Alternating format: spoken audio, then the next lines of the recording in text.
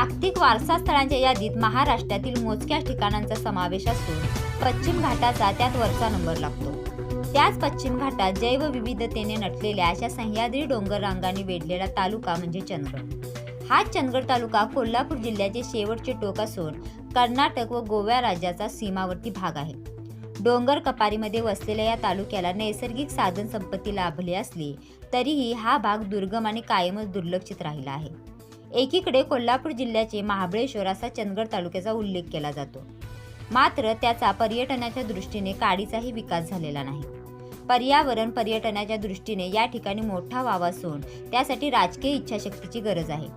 तरी यामध्ये राज ठाकरे यांनी लक्ष घालून त्यासाठी प्रयत्न व्हावेत अशी मागणी चंदगड तालुका महाराष्ट्र नवनिर्माण सेनेच्या वतीने करण्यात आली आहे। तसेच त्यांनी हा तालुका पर्यटनासाठी दत्तक घ्यावा अशी विनंती देखील त्यांनी यावेळी राज ठाकरे यांना केली।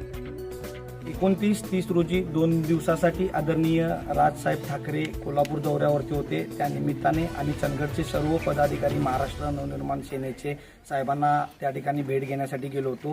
भेट घेतेवेळी साहेबांना आम्ही चंदगडच्या पर्यटनाविषयी आणि चंदगडविषयी एक निवेदन सादर केले की चंदगड तालुक्याला आजही डोंगर कपारीत असल्यामुळे लोक दुर्गमतेच्या नजरेनं बघतायत आणि तो दुर्गमतेचा ठपका आम्हाला या ठिकाणी काढून टाकण्यासाठी आदरणीय राजसाहेब ठाकरे यांनी विशेष प्रयत्न करावेत म्हणून आम्ही त्यांना एक निवेदन सादर केलं। निवेदनामध्ये आम्ही त्यांच्याकडे या ठिकाणी जे पर्यटन स्थळं आहेत त्या ठिकाणी चांगल्या प्रकारची डेव्हलपमेंट व्हावी आणि या डेव्हलपमेंटच्या माध्यमातून इथलं अर्थकारण सुधारून इथल्या तरुणांना नोकऱ्या मिळाव्यात आणि चंदगडवासियांना रोजगाराचं एक साधन उपलब्ध व्हावं, इथलं अर्थकारण या माध्यमातून चालावं या व्यवसायावर, यासाठी आम्ही त्या ठिकाणी साहेबांशी चर्चा केली आणि साहेबांच्याकडून आम्ही या पर्यटन स्थळांच्यावर जी डेव्हलपमेंट करायची आहे त्या संदर्भातले काही ब्ल्यूप्रिंट म्हणजे या ठिकाणी काय काय करावं लागेल अशा प्रकारची ब्ल्यूप्रिंट चंदगड तालुक्याच्या पर्यटनाचा लेखाजोखा आम्ही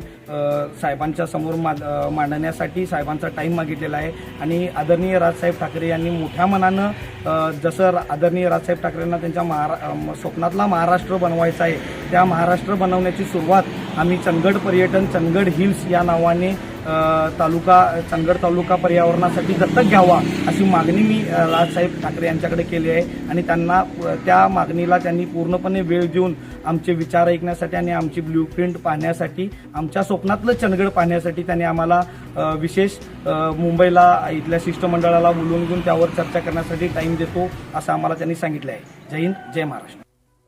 तुम्हाला हा व्हिडिओ कसा वाटला कमेंट करून आम्हाला नक्की कळवा। तसेच चंदगड, गडिंग्लज, आजरा आणि बेळगावसह सीमा भागातील ताज्या घडामोडी आणि सविस्तर बातम्यांसाठी युवा संवाद न्यूज चॅनल सबस्क्राईब करा आणि बेल आयकॉनवर क्लिक करा।